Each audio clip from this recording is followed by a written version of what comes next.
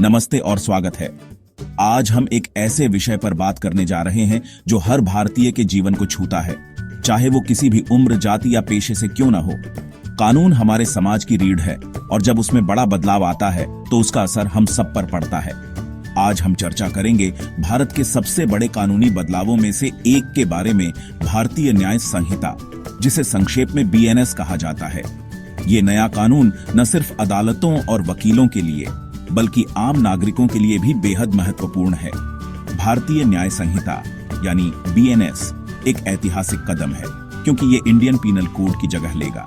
Indian penal code या IPC 1860 में अंग्रेजों के शासन के दौरान बनाया गया था। उस समय के कानून आज के भारत की जरूरतों से मेल नहीं खाते क्योंकि तब की सामाजिक, आर्थिक और राजनीतिक परिस्थितियां बिल्कुल अलग थीं। अब सवाल ये उठता है कि ये बदलाव हमारे लिए क्या मायने रखता है?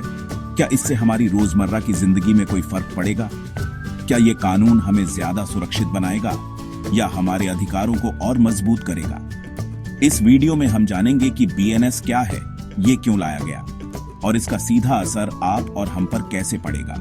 तो चलिए इस सफर की शुरुआत करते हैं और समझते हैं कि भारतीय न्याय संहिता हमारे भविष्य को कैसे आकार देगी।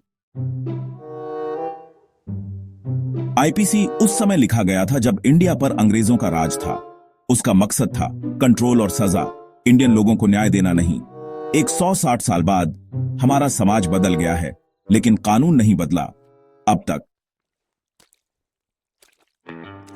भारतीय न्याय संहिता या भारतीय न्याय संहिता भारत की न्याय व्यवस्था में एक ऐतिहासिक बदलाव है। यह नया कानून इंडियन पीनल कोड यानी आईपीसी की जगह ले रहा है जो 1860 में अंग्रेजों द्वारा बनाया गया था। लगभग 160 सालों तक आईपीसी भारत में आपराधिक कानून का आधार रहा, लेकिन समय के साथ समाज में कई बदलाव आए और अब जरूरत थी एक ऐसे कानून की जो आज के भारत की जरूरतों और मूल्यों को बेहतर तरीके से दर्शा सके। भारतीय न्याय संहिता इसी सोच के साथ लाई गई है ताकि न्याय प्रणाली को और अधिक पारदर्शी, प्रभावी और नागरिकों के अनुकूल बनाया जा सके। इसमें लगभग 358 सेक्शंस हैं, जबकि आईपीसी में 511 सेक्शंस थे। इसका मतलब है कि नए कानून में कई पुराने, अप्रासंगिक या जटिल प्रावधानों को हटाया गया है और जरूरत के हिसाब से नए प्रावधान जोड़े गए हैं। इससे कानून को समझना और लागू करना दोनों ही आसान हो जाएगा। भारतीय न्याय संहिता का मुख्य फोकस न्याय और नागरिकों के अधिकारों की रक्षा पर है। इसमें यह सुनिश्चित किया गया है कि हर व्यक्ति को निष्पक्ष सुनवाई मिले और कानून सबके लिए समान रूप से लागू हो। साथ ही इसमें नागरिकों को उनके अधिकारों के बारे में जागरूक करने के लिए भी कई प्रावधान हैं ताकि वे अपने हक के लिए आवाज उठा सकें। एक और बड़ी बात यह है कि भारतीय न्याय संहिता में जेंडर न्यूट्रल लैंग्वेज का इस्तेमाल किया गया है जिससे कानून सभी लिंगों के लिए समान रूप से लागू हो सके। इसके अलावा इसमें स्पीडी जस्टिस यानी त्वरित न्याय का भी प्रावधान है ताकि लोगों को सालों तक कोर्ट के चक्कर न काटने पड़े और समय पर न्याय मिल सके। कुल मिलाकर भारतीय न्याय संहिता भारत की न्याय प्रणाली को और आधुनिक, समावेशी और प्रभावी बनाने की दिशा में एक बड़ा कदम है। जैसे पहले कम्युनिटी सर्विस हमारे क्रिमिनल जस्टिस सिस्टम में होती ही नहीं थी, अब छोटे मोटे अपराध करने वालों को ऐसी सजा दी जा सकती है जिससे समाज का भला हो। जब हम नए कानूनों की बात करते हैं तो सबसे पहले इसके फायदों पर ध्यान जाता है। सबसे बड़ा फायदा है कि ये कानून हमारे समय के हिसाब से मॉडर्नाइज किए गए हैं।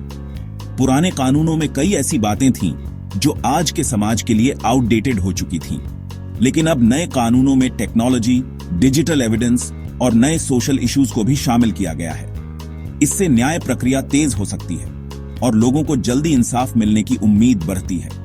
इसके अलावा एक और बड़ा फायदा यह है कि अब कानूनों में इंडियन अप्रोच को ज्यादा महत्व दिया गया है।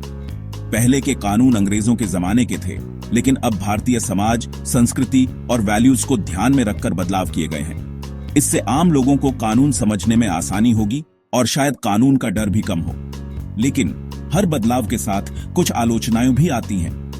कई एक्सपर्ट्स का मानना है कि कुछ सेक्शंस अभी भी थोड़ी अनक्लियर हैं, जिससे कंफ्यूजन हो सकता है।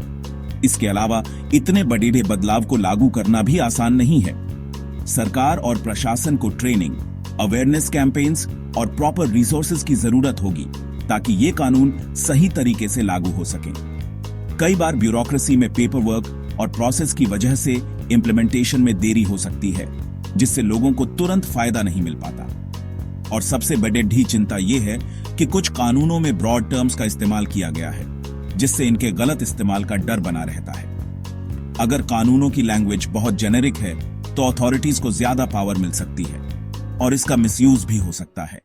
इसलिए जरूरी है कि कानूनों को लागू करते समय ट्रांसपेरेंसी और अकाउंटेबिलिटी पर खास ध्यान दिया जाए ताकि लोगों का भरोसा बना रहे।